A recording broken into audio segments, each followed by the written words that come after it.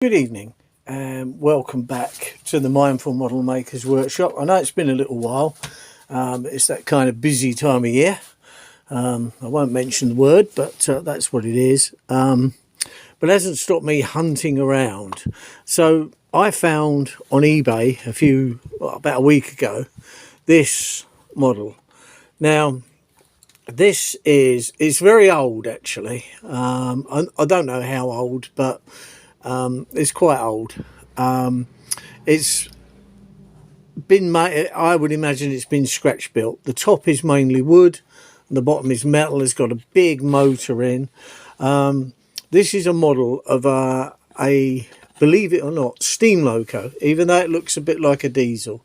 They were called Sentinels, and they were used quite a lot in yards and various bits and pieces, but they had a small boiler in and they ran on coal and water. So at the back there you've got the bit for the water, you've got some coal laying there on the top, you've got a chimney there, and of course it would have had a steam whistle. They weren't very powerful as far as I know. I don't know a great deal about them, but I know of their existence. So this was designed, it runs on 45mm, so it's gauge 1, and how this one worked, I have taken some parts off, but I will now endeavour to put the bit back on that came off from underneath, which was a skate at this moment in time. So what they did have was a piece of brass that went across here. So the rails were like steel. So one part of the current would go through the wheels and the other part would pick up on a skate that would run down through the centre of the track. And that's how they worked. And that was quite a normal way of running that type of locomotive in those days. It's got a very big motor. You can see all the brass work inside going on here, because with a lot of the early stuff, a lot of people used to utilise Meccano and things like that to build all the various different parts that they needed. So that's what this was. Here's the skate. I found it now. So that goes in there. That goes in there. That's it. So now you can see in the middle is this brass skate, or some people call it a ski, and that used to move up and down, and that used to have studs. So if you can imagine the centre of the track here, and it had got like screw heads with the electric on, and of course the length of this going along would touch 3 or 4 of them at the same time, so the current would go through. And of course it was on springs, so one half of the power was attached to one bit of this and the other went through the rails, and that's how it got its power. And then you had a transformer. It had been quite high powered. I don't know, I think it was more, I've run 12 volts through this, and it goes quite well because it's got a nice flywheel on the motor, which I will show you in a minute.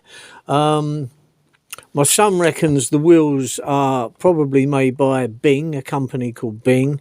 Like I say, you can see the whole setup is quite old. I don't quite know how old, but I think it's been very well made. Now, obviously, I'm not going to run it like that. What I will do is I'm going to try and keep the same motor in and power the motor. Because I mean, obviously you can get batteries. A 12 volt I think will power it fast enough, because they weren't that quick, so it's not got a rocket round. It's not the Flying Scotsman, so it's going to go slower, and I will probably be able to power that, because you can buy the Loco remote chips. You can buy them for different voltages and different things, so I'll get quite a high voltage, because I don't quite know how much ampage this motor puts out. I will probably strip the motor down at some point to see if there's any little plaque on the side of it that I can read. Now, I've taken the securing screws out of this, So now that comes out completely. So now we can have a look. Now you can see by the size of this motor that's in there, it's a pretty hefty thing. It drives around, it's got a flywheel on the end of the motor like that. And it drives, it's four-wheel drive, there's a worm drive both ends. So all four wheels are driven at the same time. And the way it's geared, it's quite slow. But like I say, I put 12 volt through this. So this is where the skates came up through these tubes here, these brass tubes. That piece of the wire was soldered to the chassis, or screwed to the chassis. And that piece there is soldered to one of them. And that's how it picked up. So you can see it's a pretty... The chassis is made out of steel. The motor's bolted onto the top like so. And like I say, my intention is to take the motor out, clean it all up, and I would like to keep the motor as it is. I'd like to keep all of this. The only thing that will differ is the battery power, so it won't be track powered. It will be powered via an onboard battery. If there's not enough room on the inside, I'll show you the inside if we can see. Put that on there, put this on. You might have got a bit more light now. Right, so that's inside. So there's a little bit of room. I will try and incorporate so that everything will fit on the inside. You can see there's I don't know, bits of tape, there's all sorts of things inside here. I haven't really had a good look. You've got the man there held on by a bit of blue tack by the looks of it inside. But he's kind of looking out the door. But yeah, I think I've got to preserve it as much as possible as it was built. I mean, you've got sandboxes here with the tubes coming down. On the chassis itself, you've got guardrails to knock anything out of the way as it's going along. It's got steps. You've got the grills, windows, which are quite nice. Vent on top there. So to me, got the coal there.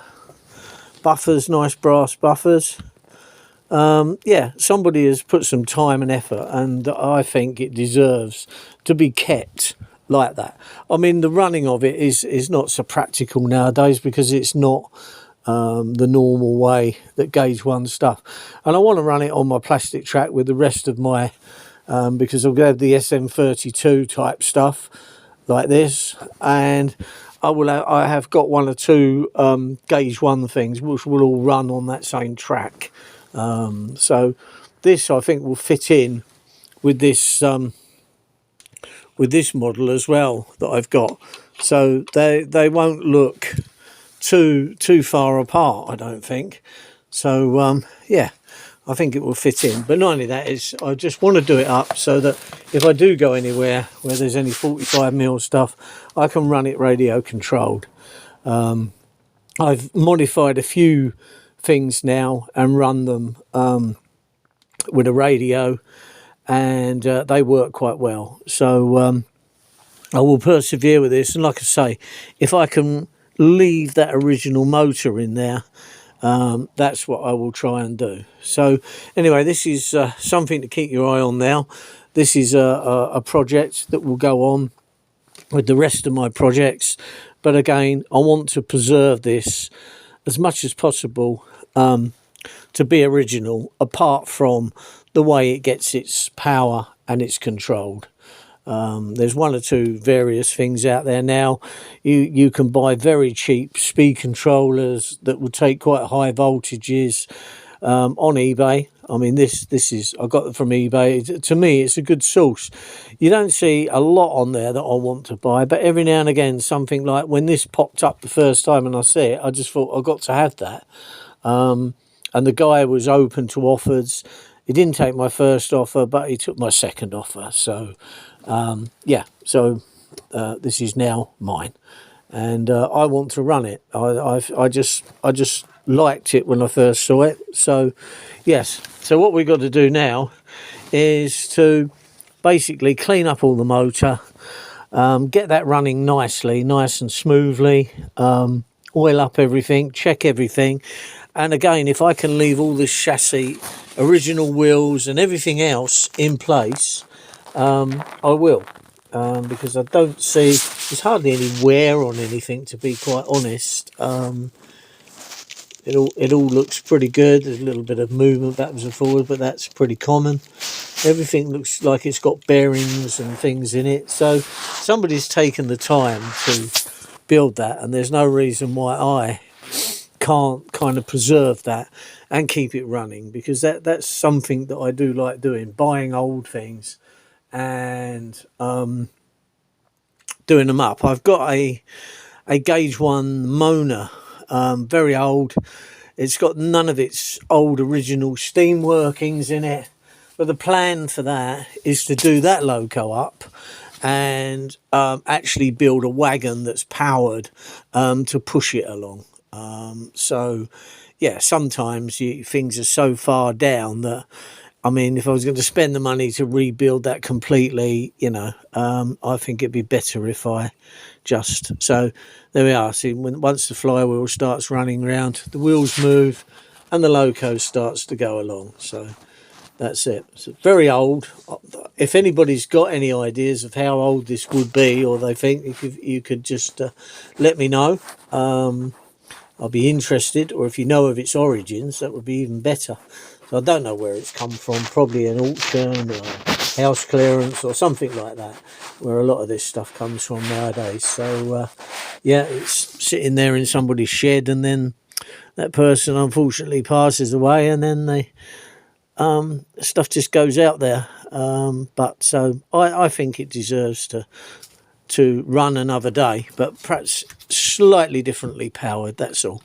But keeping the original body, not doing no alterations to it, not painting it or anything. It was just going to run as it is. But anyway, thanks for watching, and I'm going to try and get a few more videos done. Very difficult this time of year, because I'm still working, and there are one or two bits and pieces going on there.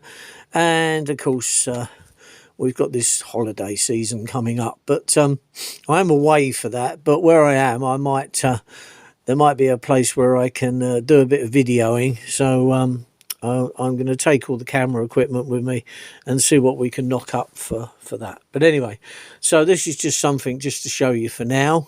And if you like it, please put in the comments, and also if you do know anything about this, I would be happy to know, because if a lot of you watching it have dealt with this type of thing in the past, it'd be really interesting, because I didn't know much about this stuff, but there's more and more of it coming to light now, because it's old, and the people that did appreciate them are passing away, and of course some of us, I think, have got to keep them going. So there we are.